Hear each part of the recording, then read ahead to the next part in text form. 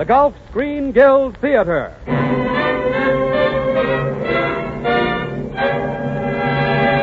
And your host, Roger Pryor.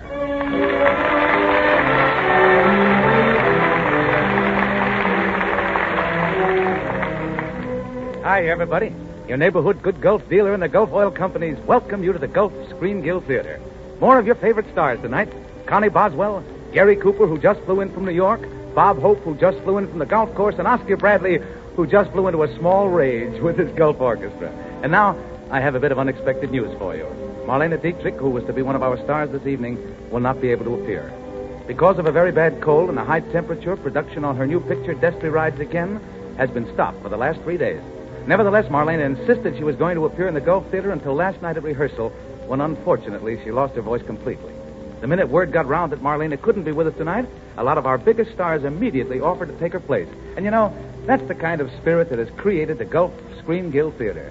The stars consider the Gulf Theater their theater because every single cent that Gulf would ordinarily give to the stars who appear here is given instead to meet the needs of the Motion Picture Relief Fund and to build a home for the members of the picture industry who can't take care of themselves anymore. And now I'm sure you're all as anxious as I am to know which of the glamorous stars is going to be here to pinch hit for Marlena. So let's ring up our curtain here in the Gulf Theater where one of the greatest singers of popular songs is ready to open the show with Oh, You Crazy Moon. Spotlight for Connie Boswell. You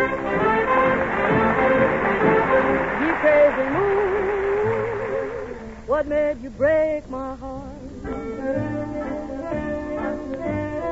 When they met, the way they smiled, I saw that I was through. Oh, you crazy moon, what did you do? When they kissed, they tried to say that it was all in fun. Oh, you crazy moon, look what you've done. Once you promised me, you know, that it would never end. You should be ashamed to show your funny face, my friend. Now there they are, they fell in love. I guess you think you're smart. Oh, you crazy moon, you broke my heart.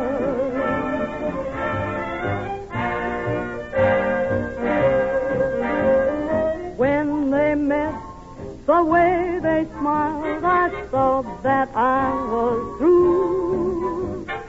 Oh, you crazy moon, what did you do? Now when they kissed, they tried to say that it was just in fun. Oh, you crazy moon, look what you've done.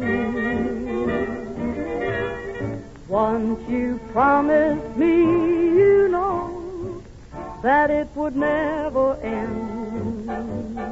You should be ashamed to show your funny face, my friend. Now there they are, they fell in love. I guess you think you're smart. Oh, you crazy moon, you broke my heart. Why'd you ever start? You crazy moon, what made you break my heart?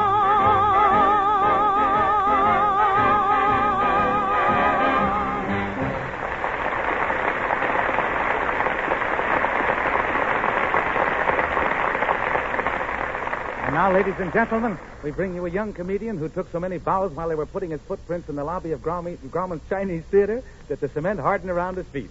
They couldn't get the entire shoe loose, but they did free the heel, and here he is, Bob Hope.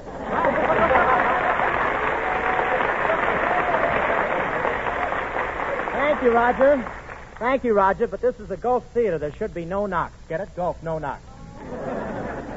I didn't write it. But before you go, I want you to know that you've got that story all wrong. I stood in the cement like anybody else does, and I didn't bow at all. Oh, you didn't? Well, then how'd you get that cement on your nose? Oh, it was on account of all my fans. You know how they are, so eager to get near a star they love. They thrilled just to touch me. I bent down to write my name in the cement, and one of them stepped on my head. Sort of a love pad. But I'm awfully happy to be here. I like the idea of being on another show besides my own. After all, why should I lay all my eggs in one basket? But isn't radio a wonderful thing? I just bought one of those new portable radios. You know, the kinds you carry around. No aerial, no ground, nothing to worry about except the finance company. This summer, I went to my uncle's farm on my vacation. I took one of those new portable radios. My uncle took it out to the barn with him and tuned in Jimmy Fiddler. Next morning, when he milked the cow, it said moo, and I do mean moo. And you ought to see my uncle's farm, 100 miles from anywhere. Why, you can travel 50 miles there without even seeing a good humor man. And what health. I used to get up every morning at the crack of my back. But I'm glad to be back here at work. I had a nice trip coming back. I got a free ride all the way. All I had to do was help them unload. I really had a nice compartment till they put the ice in. I came in on that new streamlined train, the Super Chief. Boy, what a stream. When you buy your tickets, you have to stand like that. Everything's slant. Everything's slant. You can't even get a cinder in your eye unless you're a Chinaman.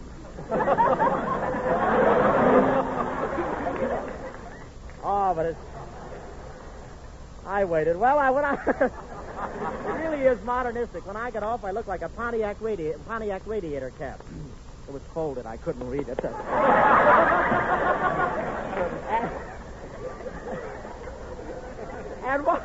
And what speed. It was a nice trip, but I was wearing my sack suit, and they kept throwing me off with the mail. You know, as the streamliner pulls into Hollywood, it passes right by Bing Crosby's new racing stable. And every time the streamliner passes, Bing lines his horses up and says, see, that's what I mean.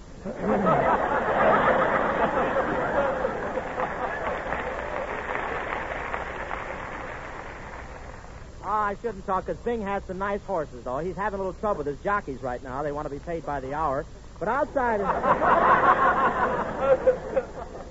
But he compromised with him. He's giving him a saddle that makes up into a lower berth. He gave me a tip. He gave me a tip on a horse. He called me at Delmar one day last summer and said, I got a little dope for you in the next race. A little dope. A little dope. I wish he'd given it to the horse. That's the first horse I've ever seen start from a kneeling position. He came up to the post. He looked the horse alongside him and said, have you ever run this track before? The horse said, sure, lots of times. He said, okay, I'll follow you. And he did. He got around the halfway mark, and the jockey said, come on, let it out. So the horse stopped and took off his girdle. He finished so far behind, he had his tail in the photo finish.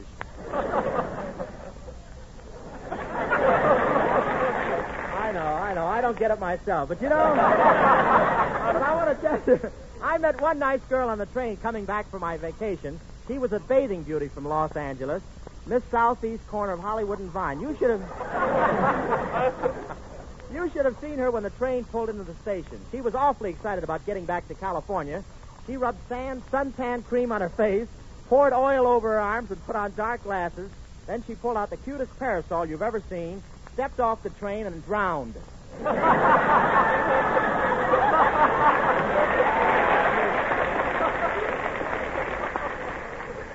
But, Roger, it could happen to anybody. But, Roger, you should visit me at my uncle's farm sometime. Well, I'll be glad to visit you, Bob. I'll fly my airplane down. You know, like I was telling you before the show, Yeah, I know. You've taken up flying. Say, Roger, who is the glamour girl who's going to be on the show tonight? I don't know, Bob. I bet it's Ann Scarrett. I hope so. Did I tell you about the time I hit an altitude of 5,000 feet? You know, I've always liked Oh, her. it was a thrill, Bob. I came out of a loop hitting a speed of 250 miles an hour. And then I took her into a dive. She didn't go with you, did she? Well, of course.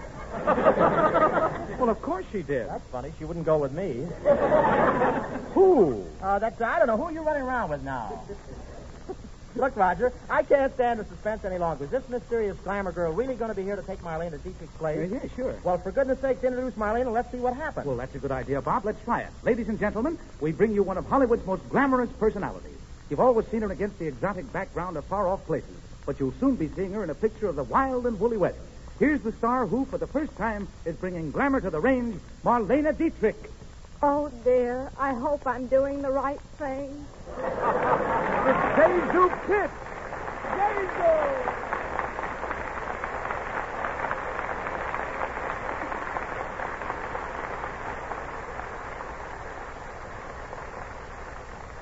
welcome to the Gulf Screen Guild Theater. Zazu, it was nice of you to come. Thank you. I came over as soon as I could. Wait a minute. Let me get this straight, Zazu. Did you come here to take Marlena Dietrich's place? Only in spirit. Oh, dear. I never should have allowed myself to be talked into believing I'm a glamour girl. Well, who talked you into it? I did. Oh, I think I better go home. This is a dreadful mistake. Oh, no, Zazu. I can't think of anyone better to substitute for Marlena Dietrich tonight. You have glamour. You're really beautiful, Zazu. Your eyes, your hair, your lips. Oh, tell me more. But this time, look at me. You know...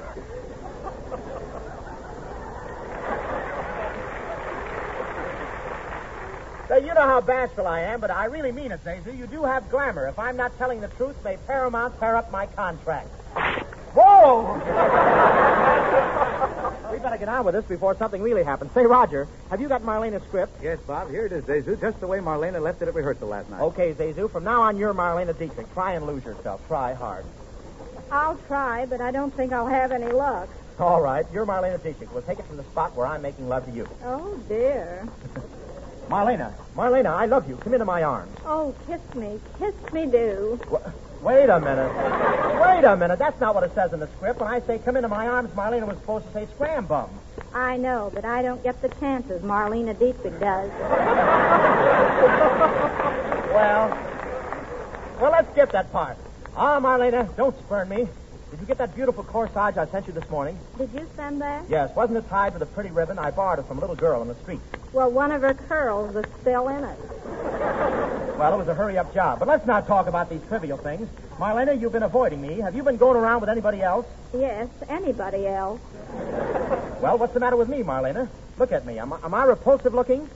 You can answer later. Look.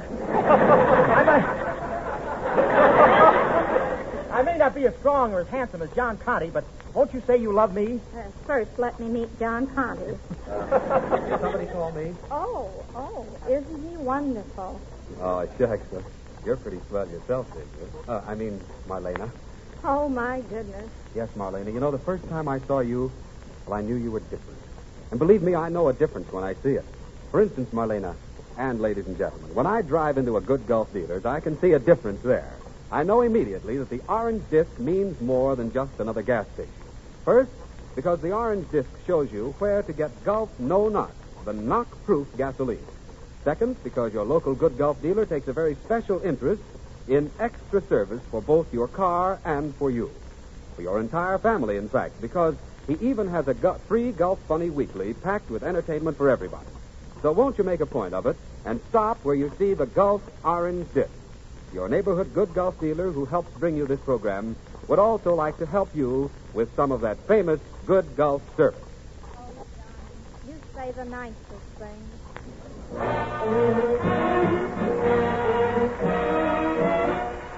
Oscar Bradley grabs a toothpick and leads the Gulf Orchestra in Alexander's Ragtime Band from the picture of the same name.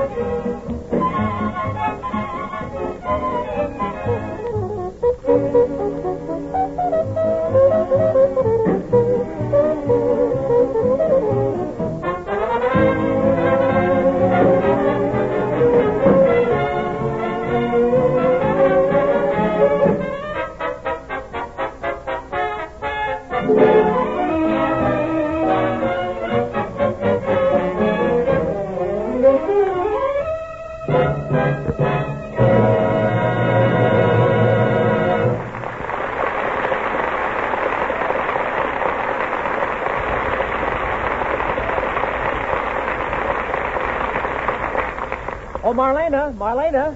Where is she? Marlena? Marlena. I don't see her anyplace. Zazu, you're Marlena, the girl who's bringing glamour to the West. Remember? You know, Zazie. Look, I'd like to do a Western picture. I bet I'd be good to. Head 'em off by the Ghost Boys. They're stealing our cattle. Well, rustle my bustle if you ain't good, partner. How would you two cowhands like to step out of the way and make room for a real Westerner?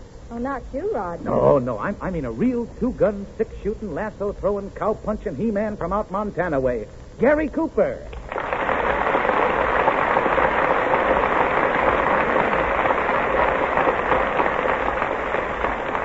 Hiya, Roger. Hello, Gary. Say, I'm glad you're here. I've got a surprise for you. Yeah, surprise. Yep, I want you to meet Marlena Dietrich. Is that Marlena Dietrich? Uh-huh. Well, so long. Now, wait a minute. Maybe I should explain, Gary. Marlena couldn't be here today. Zazu has Marlena's lines. What's that? Zazu has Marlena Dietrich's lines. Oh. Well, not from where I'm standing. Well, let's go ahead as if Marlena were here. Gary, this is Marlena Dietrich. Yippee. Very expressive, these Westerners. I'm glad to know you, Miss Dietrich. I'm Gary Cooper. Yippee. Gary, this is Bob Hope. Yep.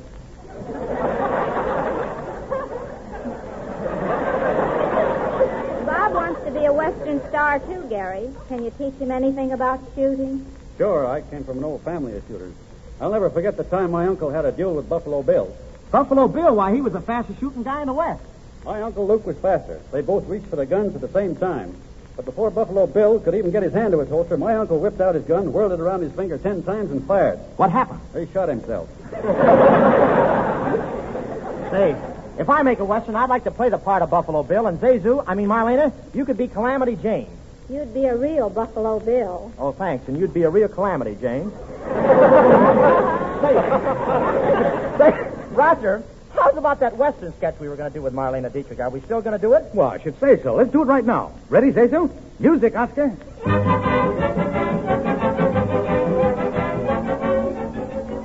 Ladies and gentlemen, the Gulf Screen Guild Theater presents the Gulf Gas Pump Players in an engulfing epic of the range entitled The Girl of the Woolly West, or She Was Wearing Slacks, So She Died Like a Man. Starring Gary Cooper, Marlena Zazu, Dietrich Pitts, and Bob Hope. All characters portrayed in this sketch are fictitious, and any living persons to whom they bear similarity are better off dead.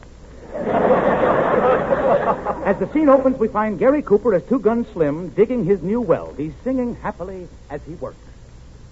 Well, all right. Dig, dig, dig. Well, all right.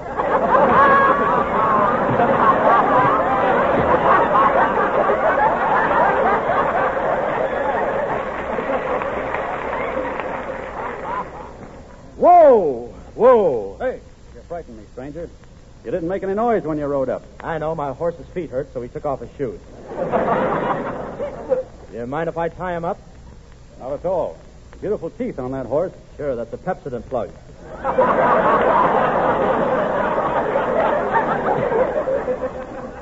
My name's Bob Hopalong Cassidy, stranger, and I want a job. I've been riding around for days looking for work. That's what I want, work. Well, you come to the right place. I got a deep well to dig. Lots of dishes to wash and plenty of wood to chop. Well, I'll come around when you're not so busy. Oh. Wait a minute, stranger. If you don't like that kind of work, I'll give you a job punching cows. Well, that's a little rough for me. Is it? Yeah, couldn't I just slap him a little? But before we get to work, I'll step into the cigar store. There's no cigar store around here. There isn't, and Duck, there's an Indian behind us. Don't worry. He won't shoot. That's no arrow he's holding. He's a friendly Indian.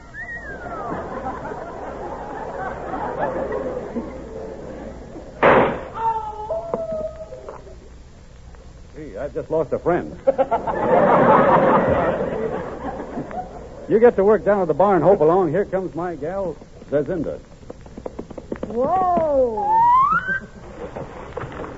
Hiya, Slim. Help me out of this well. Hiya, gal. What are you doing here? Thank goodness. I lost some cattle. Have you seen any of my cattle in your pasture? Can't say as I'd recognize your cattle, but I'll look around. By the way, gal, what's your brand? Lady Esther. What's yours? Hey, boss! Boss, run for your life. The whole place is... Hiya, babe. Say, the whole place is surrounded by Indians. Run for your life. What? What'd you say? Oh, nothing important. Indians or something. Hello, beautiful. Where'd you come from? That's my gal, Zezinda, and if you step back, you can see her better. Oh, hello, Zezinda. Oh, watch out. Slim is very jealous if you have anything in mind, I hope.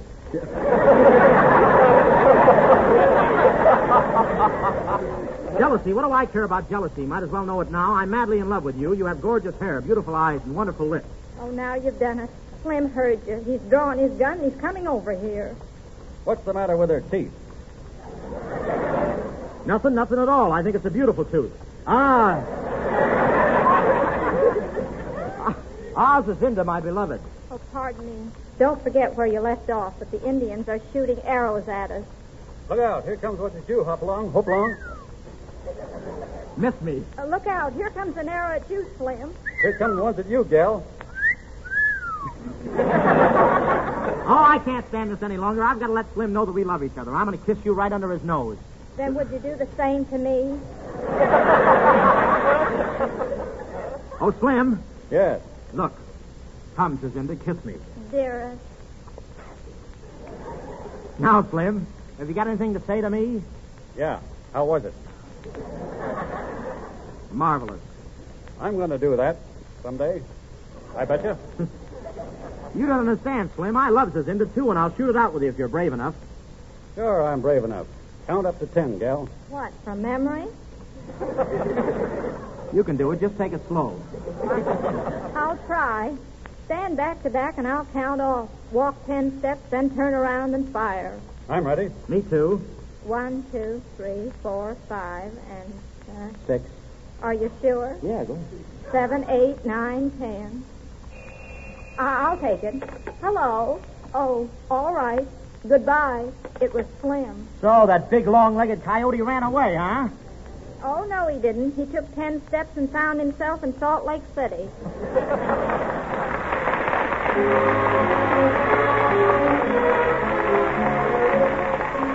The singing star of the Maxwell House program, whose appearance is good news anytime. Connie Boswell, and she's singing a number she introduced and recorded a short time ago, and which is already one of the country's hits. At least you could say hello. At least you could say hello. You don't have to hurt me so by crossing the street whenever we meet, sweetheart. At least you could say hello. It wasn't so long ago that you held me tight and whispered good night till dawn's early light. Don't worry, there's no danger. You needn't break your day. You'd better hurry, stranger. You might be late. Don't make her wait. For, darling, I love you so. I just had to let you know. When you're going my way, at least you could say hello.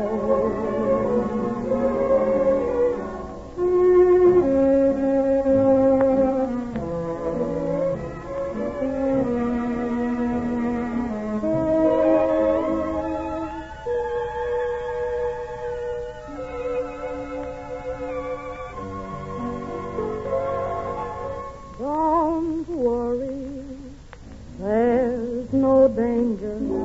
You needn't break your day. You'd better hurry, stranger. You might be late. Don't make her wait. But, darling, I love you so. I just had to let you know.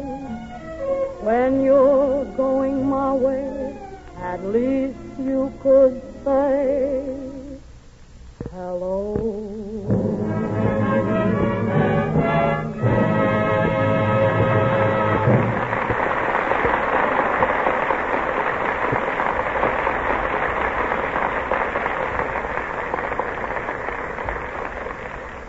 And now our stars step before the curtain here in the Gulf Theater to take part in our weekly question box.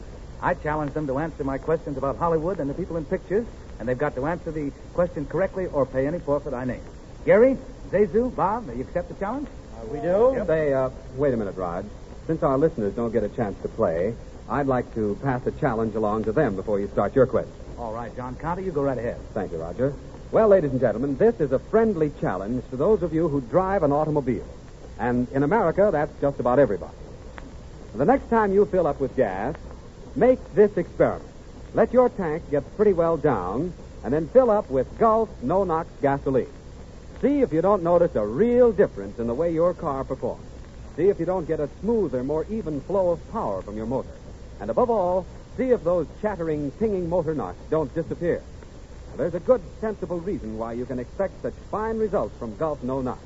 No-knox has been raised to such a high anti-knock rating that it ends motor knocks under all normal driving conditions. So why not test the advantages of Gulf no-knox yourself in your own car? You can't lose anything, and you'll get a chance to learn firsthand the advantage of always using Gulf no-knox gasoline. Thank you, John. Thank you. And now for the question box. But first of all, I want to tell you that the stars have no idea what the questions or the answers are going to be. They're standing here on the stage in the Gulf Theater before our large audience, and believe me, they're strictly on their own. So here they come. Okay, Roger. All right, here's the question. In the history of motion pictures, what story has been made into a picture more times than any other? Was I in it? I can't give you any clues, Gary. Do you know the answer to the question? Well, it won't hurt me to say Bo Jess, will it? No, it won't hurt you, but that isn't the right answer. The story that has been made the most times is East Lynne, and now here's your forfeit, Gary. I understand you're quite a performer on the kazoo. Well, now I'll tell you, here is your forfeit. Here is the kazoo, and you must play Pony Boy.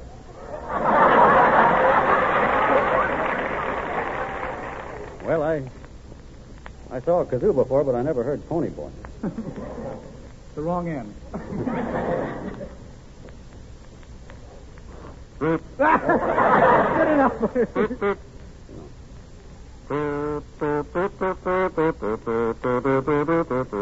Yeah, I've heard it.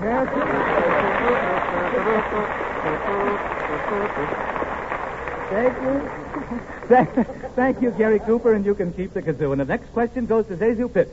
Zezu, which of the three following people appeared in the picture of the women? Norma Shearer, Rosalind Russell, or Lucille Desure? All three of them. Lucille Desure was Joan Crawford. Joan Crawford's real name. That's right, Zezu. Very good. And Joan Crawford will be here in the Gulf Theater next week. And now for Bob Hope. Here's a question for you, Bob. Ronald Coleman.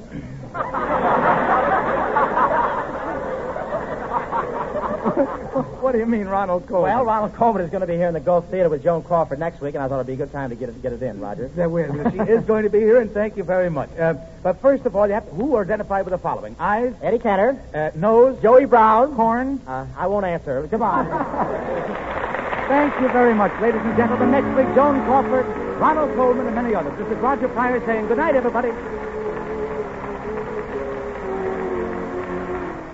Bob Hope will soon be seen in the Paramount picture The Cat and the Canary. Gary Cooper's latest Samuel Golden release is The Real Glory. Zezu Pitts is currently seen in RKO's Nurse Edith Cavell. The Gulf Screen Guild Theater originated at Earl Carroll's Columbia Square, Hollywood. This is the Columbia Broadcasting System.